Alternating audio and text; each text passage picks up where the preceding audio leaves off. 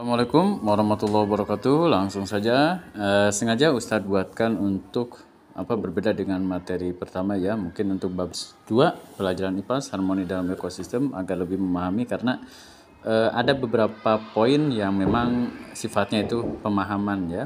Berbeda dengan yang bab 1 itu lebih ke hafalan atau kalian itu mengisi soalnya lebih kepada kalian hafal fungsi telinga ini, terus telinga itu terbagi ke dalam berapa bagian, terus sifat cahaya membiaskan, dapat dibiaskan, dapat dipantulkan, itu sifatnya lebih ke hafalan ya, atau kalian tuh hafal tentang materi tersebut. Nah, untuk bab 2 itu di samping juga ada hafalannya, maksudnya ada materi yang kalian itu harus hafal, tapi juga ada pemahaman. Nah, di sini ada judulnya bab 2 harmoni dalam ekosistem. Nah, dalam harmoni dalam ekosistem, apa itu ekosistem? Nah, di sini kalian kemarin sebelumnya sudah dibahas ya. Ekosistem itu adalah suatu kesatuan hubungan timbal balik makhluk hidup dengan lingkungan sekitarnya. Jadi, hubungan manusia pun ada timbal baliknya. Jadi, kalau dalam kaidah itu kan ada ketika kita berbuat kebaikan, tidak ada balasan kebaikan selain kebaikan. Jadi, ketika kita menolong seseorang,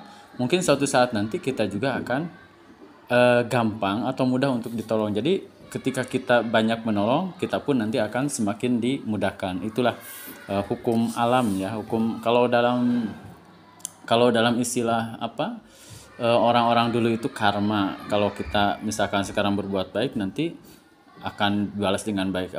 Kalau kita berbuat jahat, ya nanti akan kena karmanya gini ya. Kalau berbicara tentang ada yang adat di kita mungkinnya, atau mungkin leluhur kita. Nah, ada hukum karma ya. Itu lebih kepada Hindu Buddha ya. Oke, kita tidak membahas hal tersebut, cuman itu mah analogi. Nah, di sini dalam komponen ekosistem itu ada komponen biotik. Biotik itu artinya hidup. Terdiri dari di sini itu ada produsen, konsumen. Nah, kemarin sudah dibahas. Lalu juga ada berdasarkan jenis makanannya, ada herbivora, pemakan tanaman atau tumbuhan, karnivora, pemakan daging, omnivora itu pemakan segala rupa, apa aja dimakan. Termasuk manusia itu omnivora ya. Lalu komponen abiotik itu tanah, udara, air, cahaya, matahari itu abiotik. Nah, di sini simbiosis hubungan, ada simbiosis mutualisme, komensalisme. Nah, Ustaz tidak membicarakan hal ini karena ini juga alhamdulillah sudah dibahas di kelas. Mungkin lebih tepatnya karena kemarin juga ada yang tidak masuk waktu pelajaran IPAS karena sakit.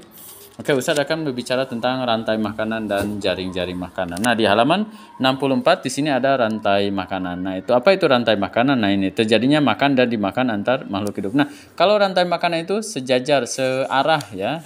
Lihat ini, misalkan Ustadz akan gambarkan lagi. Di sini ada padi. Tangan Ustadz ini tadi habis ngecat dengan Ustadz Daya, dengan Ustadz Fadil, guru MK yang baru. Nah, di sini ada tanaman misalkan. Lalu tanaman itu padi ya. Kalau di buku paket di sana ada padi dimakan sama tikus. Nah, lalu tikus dimakan. Nah, ini tanda panah ke sini. Ini menunjukkan tanda panahnya bukan di sini ya, tapi di sini ini dimakan oleh ular. Ular sawah, lalu ular sawah dimakan oleh burung. Lalu, nah, perhatikan tanaman padi itu dalam perannya itu sebagai produsen ya. Kenapa disebut produsen? Karena ini makhluk hidup yang bisa membuat makanan sendiri. Jadi tanaman itu dia itu membuat makanan sendiri itu dengan namanya proses fotosintesis. Ini sudah dibahas kemarin ya.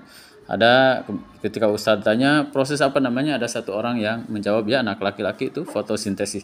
Nah, fotosintesis itu kalau nggak salah di kelas 4 pun sudah dipelajari, proses membuat makanan sendiri oleh tumbuhan, tanaman dengan bantuan cahaya matahari. Yang mengubah cahaya matahari, makanya ada daun itu kering. Nah, itu daun yang mengkuning itu sudah melakukan proses fotosintesis ya. Lalu di sini ada energi. Lalu ketika energi ada di padi dimakan tikus, energinya pindah ke tikus dimakan ular energinya pindah keluar. Lalu burung elang ya, ini burung elang bukan burung pipit. Nah, elang. Nah, di sini produsen. Nah, tikus yang pertama kali makan produsen itu namanya konsumen 1.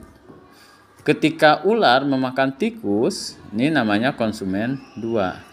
Ketika burung elang memakan ular, ini konsumen 3. Nah, karena terakhir yang memakan burung elang, nggak ada yang memakan burung elang kecuali kalau di hutan itu ada beruang ya, beruang itu makan makan elang ya. Nah, karena ini tidak ada lagi yang memakan, ini di daerah pesawahan ya kameranya. Nah, ini. Nah, ini konsumen 3 atau konsumen puncak. Jadi, konsumen puncak itu bisa saja di konsumen 2, bisa saja konsumen 3, bisa saja konsumen 4. Nah, perannya atau levelnya. Itu yang paling mudah itu rantai makanan. Emang paling mudah karena satu arah ya, satu arah, tidak melibatkan hewan yang lain. Nah, selanjutnya ini yang paling kalau ini juga kemarin sudah dijelaskan, ini di daerah laut ya, di daerah lautan ini juga sama rantai makanan. Nah, di daerah lautan juga ada jaring-jaring makanan. Nah, Ustadz akan bahas ini, kemarin sudah dibahas ya. Halaman 68. Nah, ini jaring-jaring makanan. Nah, jaring-jaring makanan itu apa? Nah, ini jaring-jaring makanan, beberapa rantai makanan yang saling berhubungan. Jadi kumpulan rantai makanan. Nah, perhatikan halaman 69. Ustadz akan jelaskan ini, kemarin sudah dijelaskan di kelas ya. Ustadz waktu itu jelaskan gambar tanaman, lalu ada juga pohon, lalu ini Ustadz akan jelaskan kembali yang ini supaya mungkin yang kemarin juga di kelas menyimak bisa membuka lagi supaya lebih paham, dan bagi yang kemarin mungkin tidak masuk karena sakit, mudah-mudahan bisa membantu supaya paham ya. Terima kasih. Ustadz akan lanjutkan di video berikutnya.